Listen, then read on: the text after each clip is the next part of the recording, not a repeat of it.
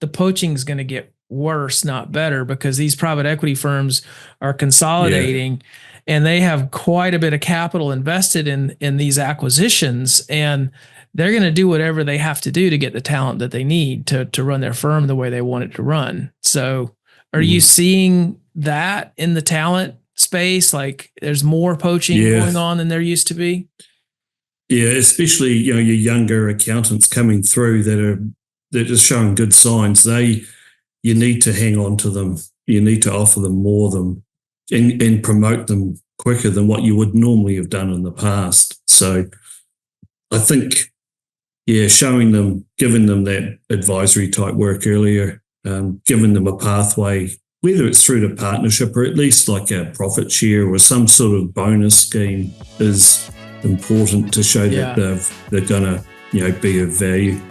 I'm Brandon Poe, and this is the Accountant's Flight Plan podcast, where you can enjoy engaging conversations about mergers and acquisitions and accounting practice management.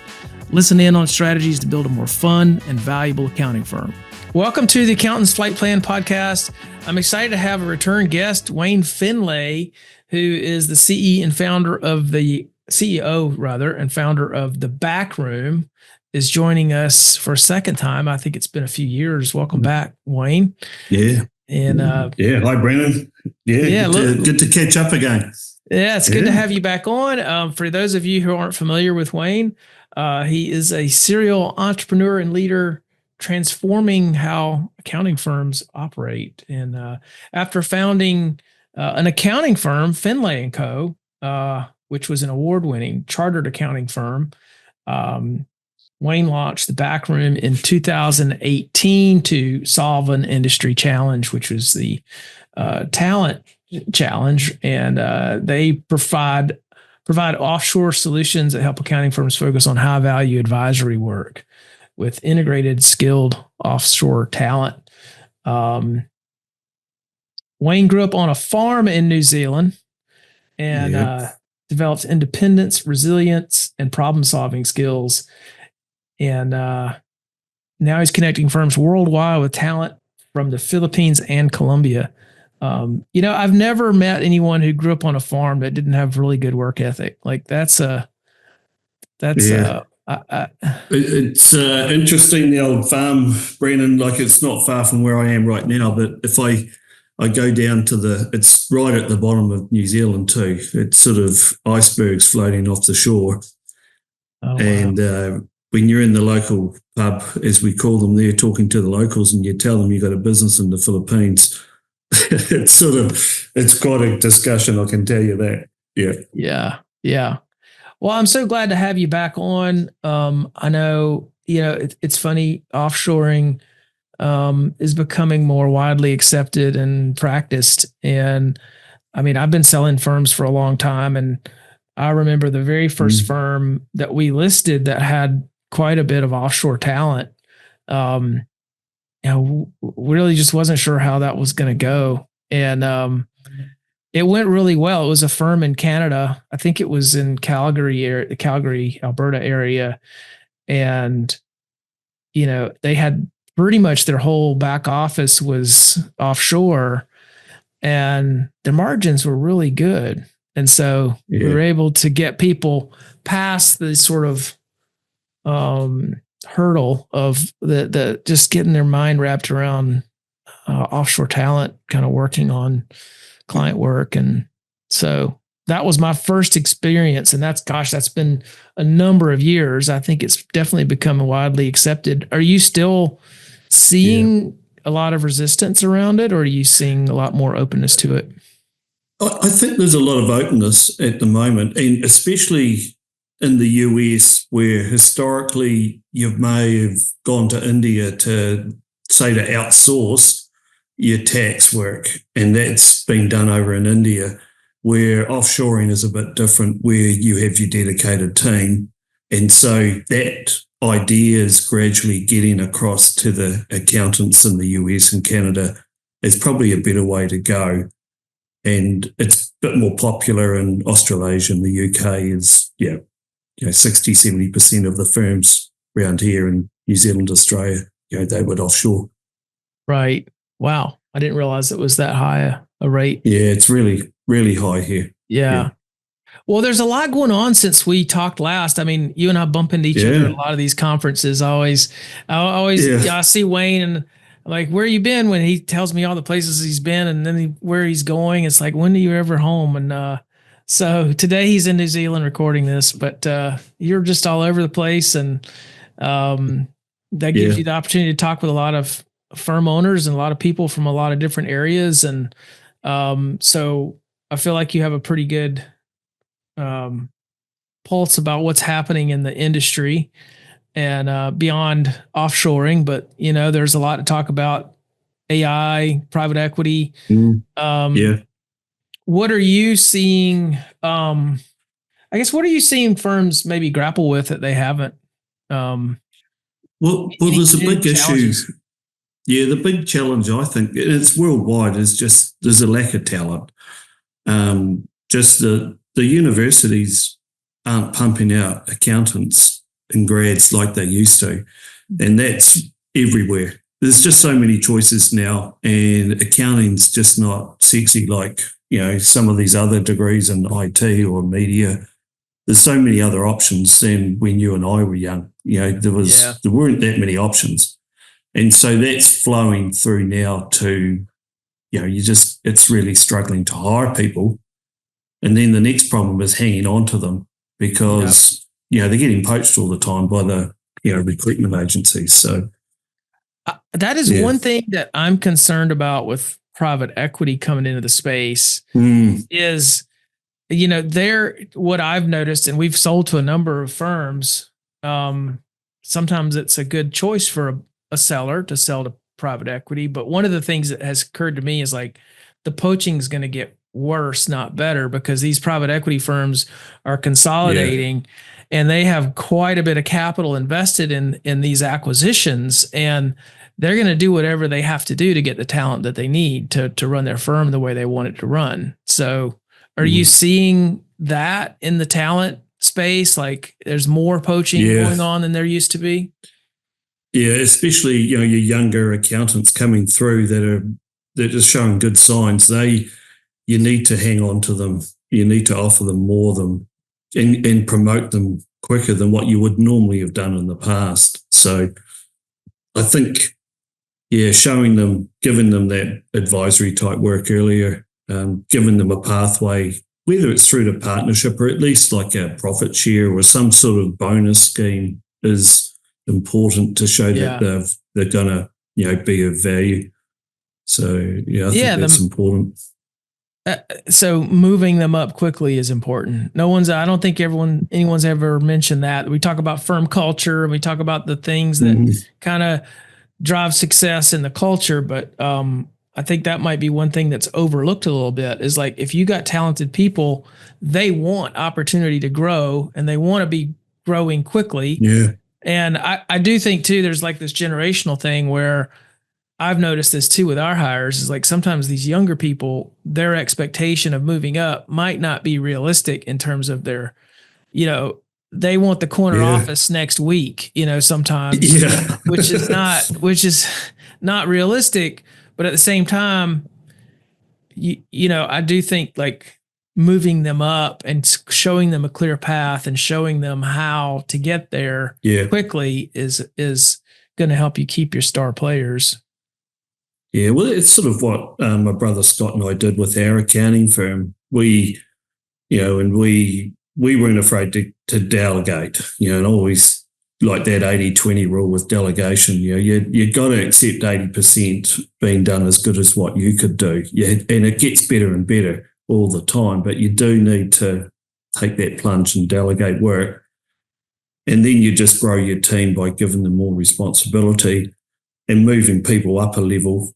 And, we had an offshore team and, a plug for us, but that definitely helps because we could get all that compliance work done offshore. Yeah. And that meant we could focus our team onshore, more client-facing, higher value work, which is a win-win. We could pay them more because we could charge them out more. So I see that as a win-win. And so it was a good model. It definitely worked for us. So tell me, if someone's thinking about offshoring and Yeah. they're not doing it right now, but they're thinking about doing it, like what's the first person or what's the first delegation that's pretty common? Like what's a good place to start? Yeah. Yeah, we'll just have a look at our website, thebackroomop.com. Reach out to myself. Maybe we could post that email later, Brennan. But it's just a discussion, really, and we like to learn more about our firms, who we deal with, find a bit more about how they work, and then we can tell them how we work. And we have this calculator we're working on that could show them a scenario that they could see in the future as to how they could position their firm. And that sets a plan and a bit of a hiring strategy. And then it's about working towards that plan. So it's not a short-term fix, it's a long-term game. But there's definite benefits in the long term, if you do it right. Yeah. So it's not a one-size-fits-all solution. It's a tailored solution based on the needs of that firm. Yeah, that's right. And firms are different. They have different areas of specialty, whether it's audit, tax, bookkeeping. So it's just finding the right mix of talent, finding out what the partners are doing, how productive they are, and if they need like a VA to help them be more productive. Yeah. Or, there may be some workflow people they need to streamline internally. So there's a number of different things we can help them with. Right. And, if you can't delegate to a person, sometimes you can delegate to technology. And I know AI is becoming, a bigger part of everybody's life and business. And I heard a really interesting expression recently around AI. It says, AI is not going to put you out of business. It's people using AI better than you are. So it's going to put you out of business. Yeah. I think you're right there. Yeah. Yeah. And it's a challenge right now to figure out what to do with AI. What do you do? But I don't think we can sit there idle and just completely ignore it and put your head in the sand. It's something that we're taking on board, and we see it being a big opportunity for us in the future. Yeah. It's just going to make us better than what we do.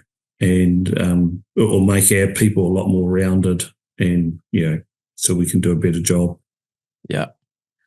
Our approach is like, okay, if you've got a repetitive task and it's nobody kind of really wants to do that task for very long, maybe that's a solution. Maybe that's where AI or some technology could help with that. Those repetitive tasks. And then you have to go out. You've identified the task. Now you got to go out and find the tool that's going to help you with that task the best. That's how we're looking at it. Yeah. And with us too, because we deal with multiple accountants, security and where that information goes is important. So, we're looking at using AI, but in what we call a closed loop. So therefore it can't be out in the wider network. And we have a huge knowledge base of information that we've developed over years and with some of our partners. So it's about loading that in and being able to get that knowledge out to our staff in an efficient way. So they've got like an assistant, is what we think, that they can call upon for, how do I do this? Is this right? Here's a set of financials. Does that look correct? Give me some things that I've done wrong. It's like another set of eyes on things before it goes back to the firm. So there's a number of things that are doing, and we're doing that right now. So, and it's working. So, the security, I mean, I have questions about that too, because if you put it out there and it's everywhere, even if you've got you IP, don't want to put financials on on ChatGPT. No. Yeah. I mean, how do you know if it's really closed too? Like, I guess you get assurance from reputable companies that are producing Well, this. a lot of it is, what do they call it? Like it's all hidden and the words are changed and what do you call it? But the only way that we think is safe is just to have it on our own server. So it's not on the web. It's held on on a server. That way it can't go anywhere. If you own a CPA practice, you're no stranger to the grind. It's easy to get so buried in work that you lose sight of the bigger picture. Oftentimes, in order to improve, we need to change our point of view. Accounting Practice Academy by Poe Group Advisors gives you that fresh perspective, so you can achieve success on your terms. This virtual workshop gives you the tools and mindsets to grow your bottom line and make your firm less owner dependent. You'll use your firm's data to zoom out and see your challenges and opportunities with amazing clarity. Most APA members come to realize that pruning their clients and doing less will actually generate more income. Poe Group Advisors has sold hundreds of accounting practices. We know that the firms that are the easiest to operate are also the most valuable ones in the marketplace. APA is the only workshop built from that mergers and acquisitions perspective, which means our members build more valuable practices. Create a better practice for you and your employees to enjoy, or build it to sell. The choice is yours. It's exciting. I mean, it's kind of like, and it's changing fast. So it is changing fast. Every day you see something else, and you see that technology changing all the time. Yeah. Well, I think the last time I bumped into you, we were at the Zero conference in Nashville last summer, last fall, and you were, if I remember correctly, after that trip, you were headed to South America to work on, I guess you guys have opened an office, and I was curious as to if you want to kind of chat about that a little bit. So you're getting talent from places other than the Philippines and India. Yeah. So, well, it's really just the Philippines. We don't have anything in India yet. Probably won't either, I think, because the Philippines covers all that side of what we want. But we did have an opportunity to go to Colombia, and so we have set up in Bogota, and it's early days. We've only got maybe a handful of staff down there right now, but it's proving very popular as far as the American market, because it's the nearshoring, the time zone's great because it's central time. So that's Chicago. So it means, and then you've got your east and west either side of it, 2 hours. So it fits in quite nicely. And there's a different type of skill set in South America. We've hired actually some accountants, but we're more data analytical type people as well. And that's been really popular. Interesting. So doing those sort of skills. Yeah. I can see how the time zone would be attractive. Time zone's good. Anyone that's been to university in Colombia, their English is good. It's not great, but it's good. Yeah. But then in the US too, a lot of people are Spanish speaking. So it's quite good to have some Spanish speaking talent down there as well for different types of roles. Yeah. Nice. Are you seeing a lot of effect of the private equity impact in the industry? Or are you starting to see that in your work? Yeah, there is. We work with some big accounting firms, and we've seen PE, and they're buying a lot of accounting firms right now. And talking to the likes of yourselves and other people in the industry, we see lots of private equity coming in, and offering some good money for firms. But the firms they're buying tend to, have a set skill set. They won't buy rubbish. They want to buy something that they can work with and grow and scale. And so I think there's an opportunity out there to set yourselves up for succession, in that accounting space. If you're looking to exit, then there's a good opportunity with some of these PE guys if you do it right. Yeah. Do you have any thoughts about how people can kind of position themselves, whether it's a PE Well, firm or not? Like, yeah, well, even I think it's just how you would position yourself in a business, really, and it's like, don't let the business be you. Otherwise, when you try to sell, it's all tied to you. So having a good leadership that spread is quite good.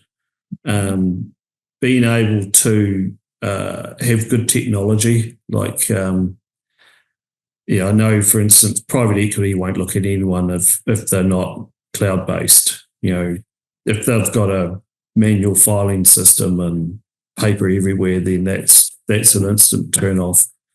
They want to be able to scale, so making sure you've got a good mix of clients. And in saying the mix of clients, it's from large to small. You're not reliant on just one or two big clients. That's a risk. So being able to have your average fee spread across a bigger base. But being able to niche in some areas is quite nice. Like, say you just work with medical, or could be dental, or you could be a specialist in the building industry or property. That helps, being able to, because then you can tailor your marketing to that and you can scale and grow. yeah. And the last one, which is really, which is us, is being able to scale and grow. So having offshore definitely helps with private equity. That's been told to me a number of times. Yeah. The ability to grow and have an offshore team is quite a big thing. Yeah. Do you find that firms that do offshore, when they go through that transition phase of starting to use offshore talent, does it almost push them to look at more and better technology as well? Mm. Yeah, you see that happen a lot? Because we say it's like setting up a remote office when you go to the Philippines or to Colombia. So to do that, you need to have good technology internally, so not reliant on a server. If you can be cloud-based, it definitely helps. Yeah. And then it's easy to set someone up remotely. And COVID actually helped, didn't it, do all that? Everybody was working remotely, and we managed to do that okay. So it's helped, set offshore teams up even better. Yeah. Well, I got a couple of final questions here. I've been trying to collect some really interesting stories from our guests, and I always find that I'm always, or often I should say, pleasantly surprised at the interestingness of the stories I get. And you have one, and I would love for you to share the story you before we started recording about you and your brother.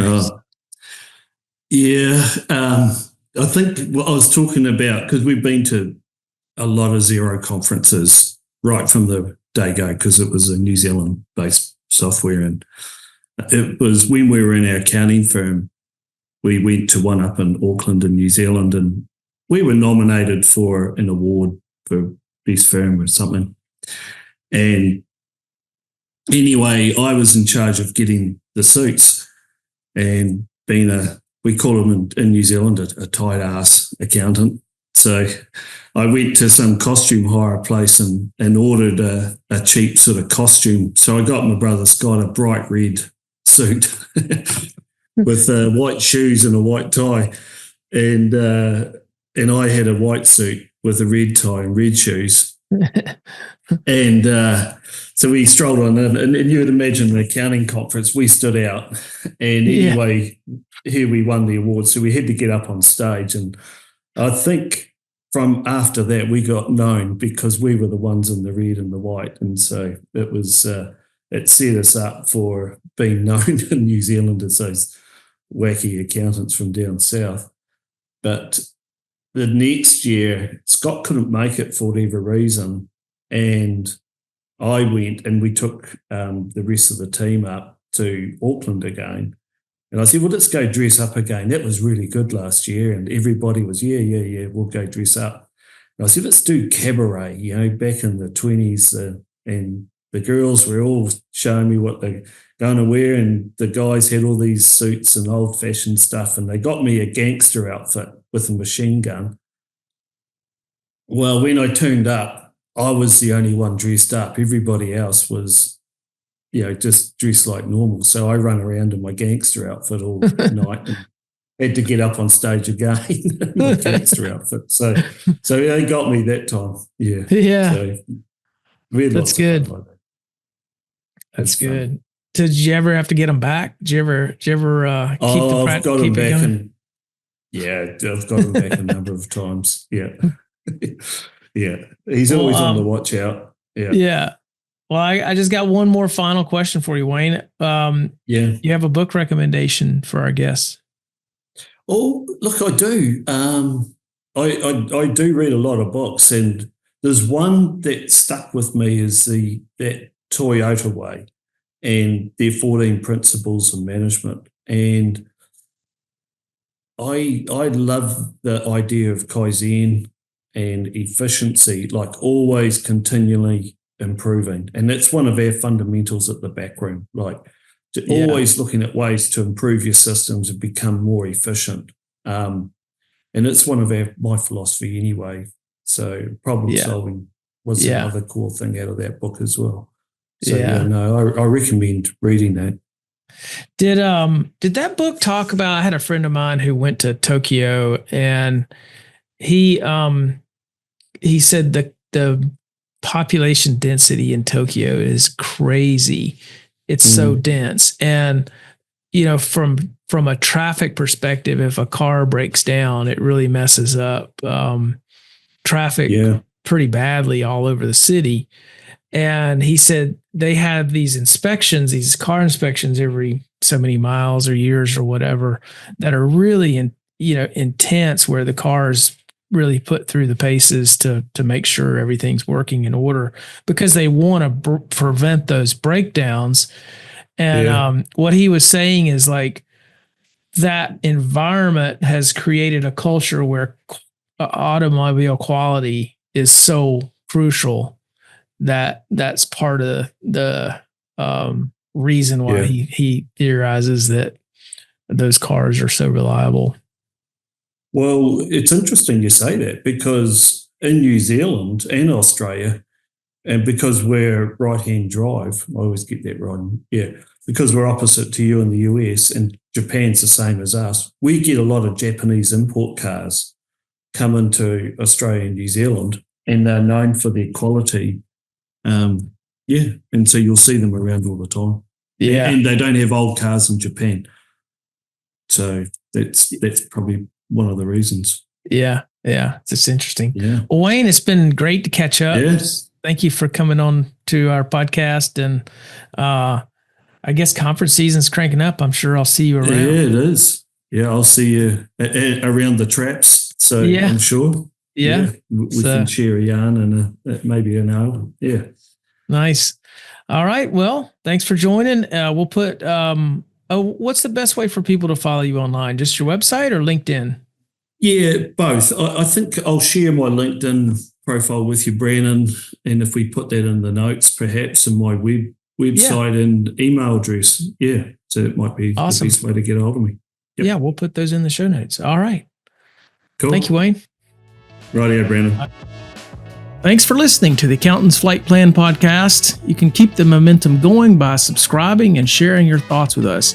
Visit our website at pogroupadvisors.com for more resources, and tune in next time for more exciting conversations like this one.